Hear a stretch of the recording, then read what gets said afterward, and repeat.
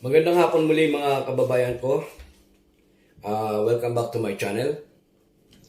And today's vlog, we're going to make another reaction video. This time, dito naman sa privilege speech ni Maria Ressa. Maria Ressa is from Rappler. At nagkaroon siya ng award, itong Nobel Peace Prize Award. And because of that award, she was given out for this privilege speech. But before we watch the portion of her speech, I just want to ask for those who haven't yet subscribed on my channel, please do subscribe and click the notification bell para ma-update kayo sa mga susunod pa natin mga videos.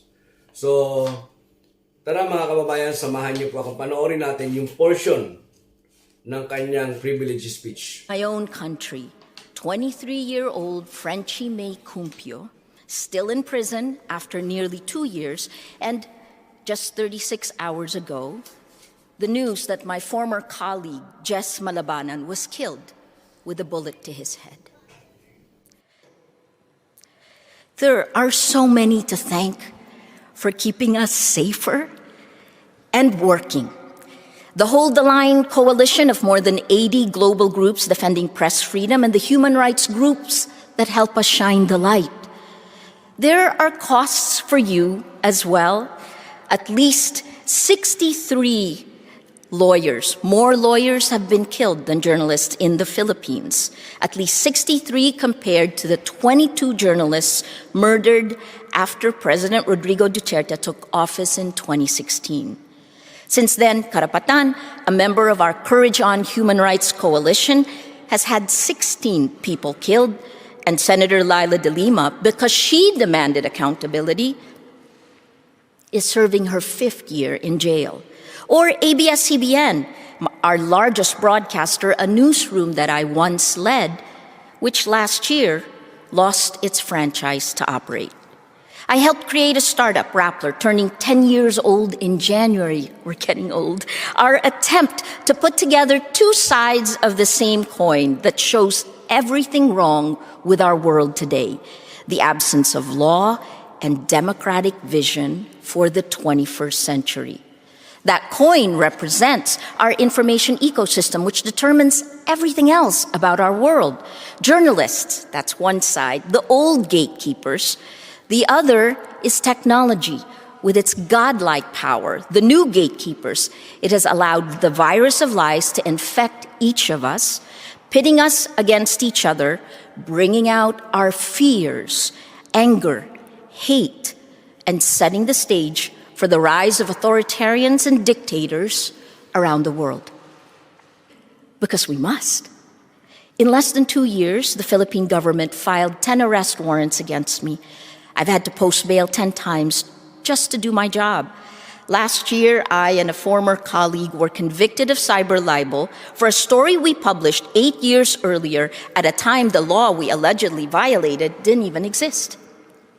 All told, the charges I faced could send me to jail for about 100 years. But the more I was attacked for my journalism, the more resolute I became. I had ago when we demanded an end to impunity on two fronts: Rodrigo Duterte's drug war and Mark Zuckerberg's Facebook. Today, it has only gotten worse, my Philippines, where we are at a do-or-die moment with presidential elections on May 9th. 35 years after the People Power Revolt ousted Ferdinand Marcos and forced his family into exile, his son, Ferdinand Marcos Jr., is the front-runner for president. And he has built an extensive disinformation network on social media, which Rappler exposed in 2019.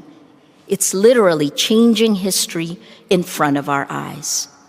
To show how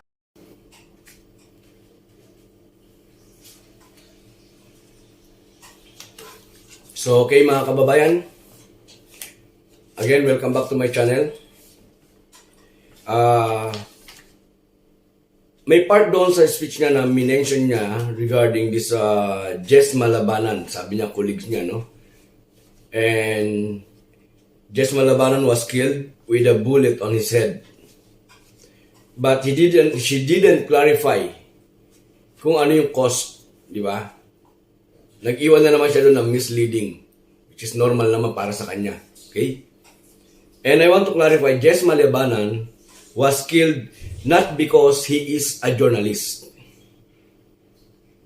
I will repeat, Jess Malabanan was killed not because he is a journalist. And according to his wife, ang motibo ay maaaring mayroong kinalaman sa usapin sa lupa.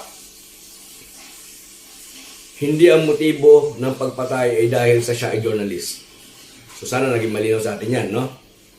And that case are still under investigation. Secondly, I just want to